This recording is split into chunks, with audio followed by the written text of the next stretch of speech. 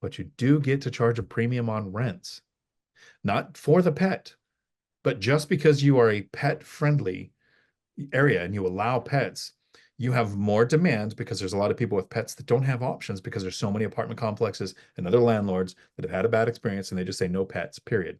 Exactly So right. I can set my rents higher than area average as long as I allow pets. People with pets don't like to move because even if the human moves with the animal, it is a pet relocation. And that's not a good thing to do. So you have longevity in tenants. Howdy, welcome back to One Rental at a Time. We make a lot of content on how to run the numbers on a rental, how to calculate cash flow on a house hack, how to understand the difference between yield, internal rate of review, internal rate of return. What is a cash on cash return? These are numbers that if you don't know, you can absolutely destroy your investing future. You can make mistakes, you can make bad decisions, you can chase a deal based on emotions and not math. So you would think that math is the most important thing. It is important, and you need to learn this skill. I think practicing the skill to make it as good as second nature makes you a better investor. And one of the strategies I used to learn how to run the numbers better on an investment was to contact an investor in my area who had rentals, the type that I would like to own, and ask them if I can run the numbers on their portfolio or their property and then see how close I came. They might not be willing to share their exact numbers, but they can tell you, here's what you missed. I didn't think of that. Or here's how accurate you were. Because once you learn that skill, it's going to benefit you throughout your entire investing. But it's this tiny little part of choosing a property. And is a rental going to make a good rental or not? So, Matt, Yeah. aftermath, right? Because we learn the skill of how to run the numbers. Sure. Let's go through your thought process on a rental. What makes it a good deal? After we've already looked at the math because we use the one rental at a time method, and you clarified it for us. Zuber and most of us were saying you learn the area average. Yep. And you want to beat the area average to try to get a good deal. And you actually said a couple of years ago, this more so protects you from getting a bad deal. Yep. So this is how important math is. It can help you, it can stop you or protect you from getting a bad deal. Yeah. Takes me about 90 seconds to figure out the math, and then I never think of it again. Exactly right. Yep. But let's go through that list of things we do think of after math. Yeah, I think very often, I think people, and Dion, you and I talk about this stuff a lot, and we agree on almost everything on the list. We want to view it as being the renter. You're a renter. What do you want out of a place? Well, I want something that's close to work. I don't want to be driving a ton of ways. I want to know that, it's a safe area. So I know that I don't have to wear a flak jacket or pack heat, if I'm going to go home. I want to know that, especially where I'm from in Siberia, you want to make sure, hey, I've got some off-street parking so I can get the plow guy to plow behind me and I can actually get out in the morning if I need to go to work. It's all of these types of things that people very often don't think of just experientially about their places. But then the other piece is, okay, once I get inside, what's that experience? Do I want to have to go out and, find a laundromat? I do not. Do I want to have a dishwasher? I probably do. I'd like to have one. It's a nice thing to have. If it's a house, is there a bathtub? Or is there not a bathtub? If there's not a bathtub, you're going to have a tough time renting it out to a family with young kids. Do the windows where we're from, do the windows leak? Is there a bunch of cold air pouring through these windows? And what are those windows? Is that something that's going to need to be replaced? The appliances, those are all really expensive things. Do I want to have to swap all of those out in the next, year, as I'm just getting my feet underneath me in that unit?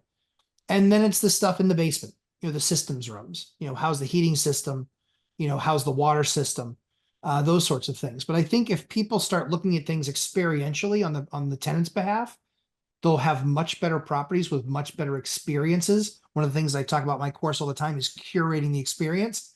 I think that's a key portion that a lot of landlords miss. And they just look at it as, this is what they're getting for rents, and this is what the market is for rents, and this is what I'm going to charge. Hey, based on what amenities?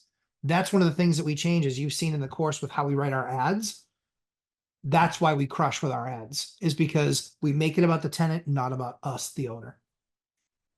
Yeah, and when we talk about thinking from the tenant's perspective, I like to buy properties that help limit tenant turnover.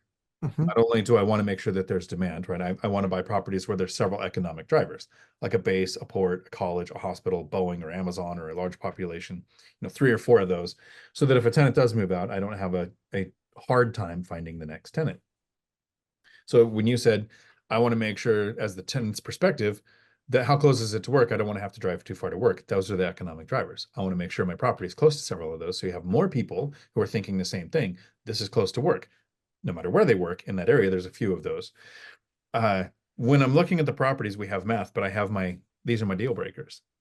And there's 3 right off the bat that I have it in my auto searches with my agents, because all my deals are from the MLS, conventional lending or cash one time. Nothing, I don't do driving for dollars. I haven't done all the creative stuff. I'm the super lazy person. I just like to set up auto searches and buy. So to make my auto searches go better, I have no HOA. If there's an Yeah. HOA, I don't even want to see the property. It'll waste my time to look at it to then go, oh, there's a laundry list of reasons why I don't want to own it, all wrapped up in HOA. Second thing, and this gets some people who've been more creative than me, I don't want to see any properties that are a short sale. I Mhm. don't want to see any properties that are a foreclosure. Mhm. If the bank is dealing with this in 2010, 11, and 12, when, right, Yep. that era where we had a ton of foreclosures, ton of short sales, and the banks were trying to offload it off of their books to stay above water, sure, I would set my searches up for that. Is that the market we're in now? Or are you tying up your thought process, possibly your funds, for a year and a half for a bank to make up their mind? I don't want Mhm. any of that. All right, so these are my instant things to help me limit my search down to what I'm looking for. But that's not math. The math isn't about the HOA. The HOA fees are a problem. The random assessments can be a problem. My largest problem is no offense if this is somebody watching, generally it's the giant douchebags that are on the board on an HOA that have nothing better than their time to mess with their neighbors. I don't want to deal with that. True story. So, right. So I've got these limiting things. Then you said something from the tenant's perspective. Now, I look at things a little backwards sometimes. Like most people want their leases to end in the summer. I want mine to end in the winter because tenants are less likely to move. That's why it's harder to find them in the winter because they don't want to move. So I have less turnover. But one thing you said was, tenants thinking, is there a bathtub? If you don't have a bathtub, it's really hard to rent to kids. It is illegal to discriminate and not rent to people with kids. But it is not illegal to make your property less attractive to people with kids if you don't want to rent to them. So I rent to people with kids and I will rent to people with kids, and I don't go in and rip out all the bathtubs and put in showers, but anytime there is work to do and it is going to be significant, more than a couple $100 in repair, I will rip out the bathtub and put in a walk-in shower. The idea being I'm less likely to get kids. The largest pet expense I've ever had on a rental was less than $200. Dog chewed up the trim around a door. So, including tip, including handyman, including materials, less than $200. I've had thousands, and I want to say closer to tens of thousands of dollars in damage due to kids. Mhm. And one of the most recent ones was plumbing pipes having to be replaced because 12-foot section with 2 bends was completely packed with the clippings off of the end of otter pops. The little plastic clippings had just made Interesting. cement in that pipe, and there was no taking it out. It was literally replaced. Now, are you going to go to you have a lease addendum that's saying, oh, any plumbing problems are yours, but how likely are your tenants to have the thousands of dollars just sitting in their bank to pay for a plumbing problem? That's why we set aside repairs, maintenance, and vacancy funds to take care of those items in the future. So I'm looking at the properties from, will I have a lot of tenants who want to live there? And will tenants want to stay? This comes down to, you have off-street parking in Siberia. This Mhm. matters here in Yeah. Washington too. Parking is very important.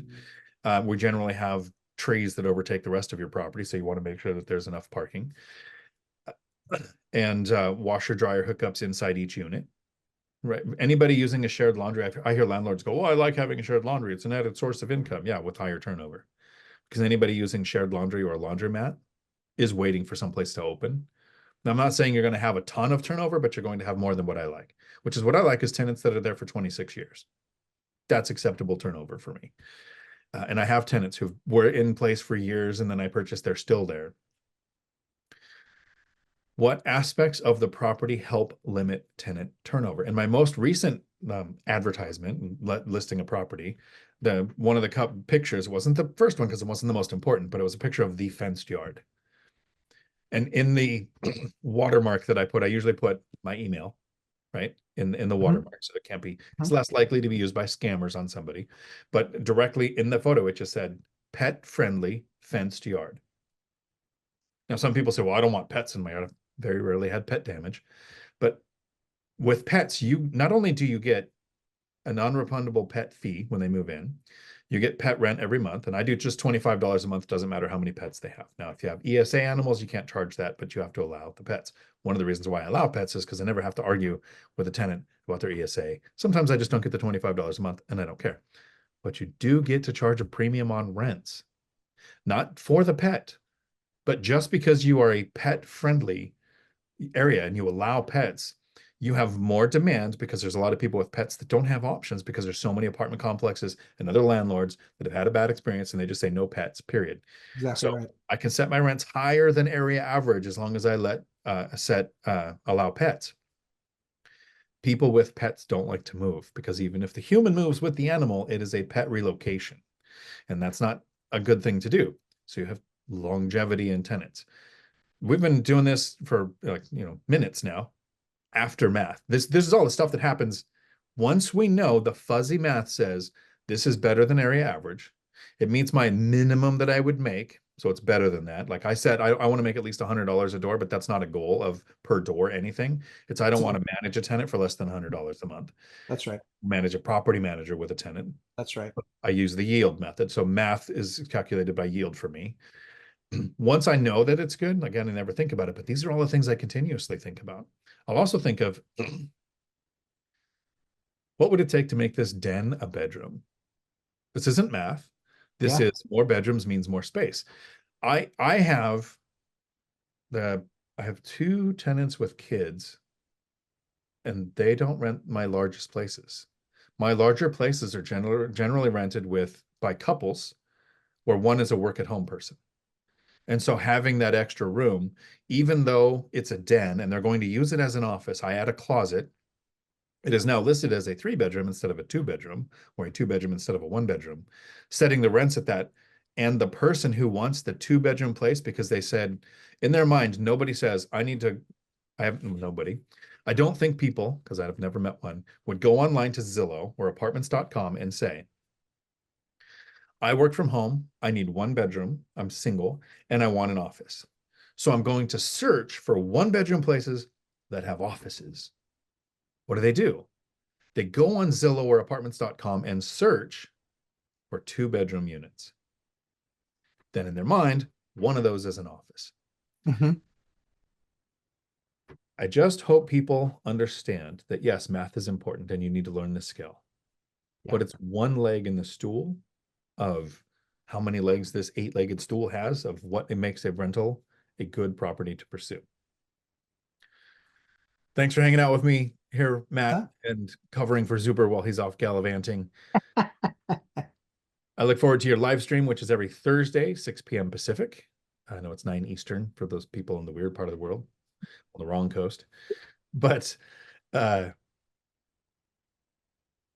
hope everybody has a great week. Think of all of the things in the comments below. Let us know, what do you consider when you're looking at a rental to see if it's a good deal or not?